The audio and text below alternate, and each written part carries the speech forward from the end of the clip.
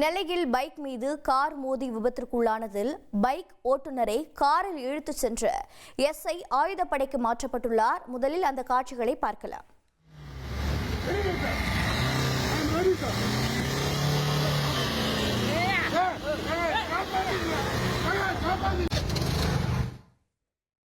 கூடுதல் தகவல்களை செய்தியாளர் ராமசுந்தரம் வழங்கிட கேட்கலாம். ராமசுந்தரம், வணக்கம்.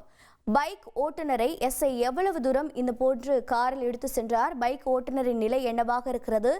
எஸ்ஐயின் விவரம் என்ன? அவர் மீது என்ன நடவடிக்கை தற்போது மேற்கொள்ளப்பட்டிருக்கிறது?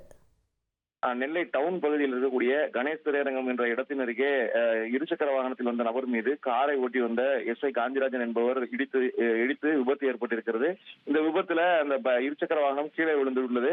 இந்த நிலையில தான் இருதரப்புக்கும், அதாவது இருசக்கர வாகன ஓட்டுநருக்கும் கார் ஓட்டிட்டு வந்த எஸ்எஸ்ஐ காந்திராஜன் ஆகியோருக்கும் இடையே கடுமையான வாக்குவாதம் ஏற்பட்டது. வாக்குவாதத்துலதான் காரை நிறுத்தி இந்த இருசக்கர வாகன ஓட்டுநர் கடுமையான சண்டையிட்ட போது காரை அவர் எதையும் பொருட்படுத்தாமல் காரை எடுக்க முயற்சித்திருக்கிறார். அப்போது காரை தடுத்து நிறுத்துவதற்கான அந்த முயற்சி மேற்கொள்ளப்பட்ட போது அவர் அந்த கார் பேனட்டில் படுத்திருந்தார். ஆனாலும் கூட காரை நிறுத்தாமல் எஸ்எஸ்ஐ இருசக்கர வாகன ஓட்டுநரை கார் மீது படுக்க வைத்தவரே சுமார் ஒரு 1/2 கிலோமீட்டர் தூரம் இழுத்து சென்றிருக்கிறார். இந்த சம்பவம் சிசிடிவி கேமரா காட்சிகள் மற்றும் அப்பகுதியில் இருந்த பொதுமக்கள் வீடியோ எடுத்து சமூக வலைதளத்துல வைரலாக்கி விட்டனர். இந்த சம்பவம் நேற்று இரவு முதல வைரலாக சமூக வலைதளத்தில் பரவி இருந்தது. இந்த நிலையில இந்த விவகாரம் தொடர்பாக நெல்லை மாநகர காவல்துறையும் உரிய விசாரணை மேற்கொள்வதற்கான உத்தரவு பிறப்பித்திருக்கிறது.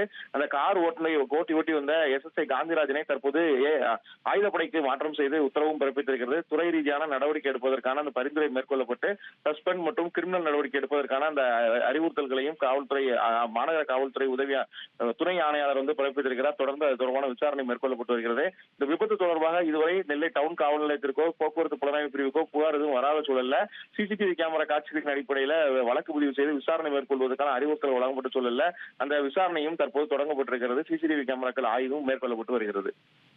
உங்களுடைய தகவல்களுக்கு நன்றி ராமசுந்தரம். இனி செல்லும் இடமெல்லாம் செய்தி. தந்தி டிவியின் வாட்ஸ்அப் சேனலை ஃபாலோ பண்ணினா செல்ல இருக்கும் இடமெல்லாம் செய்தி. இதோ QR கோட் இப்பவே ஸ்கேன் பண்ணுங்க, ஃபாலோ பண்ணுங்க.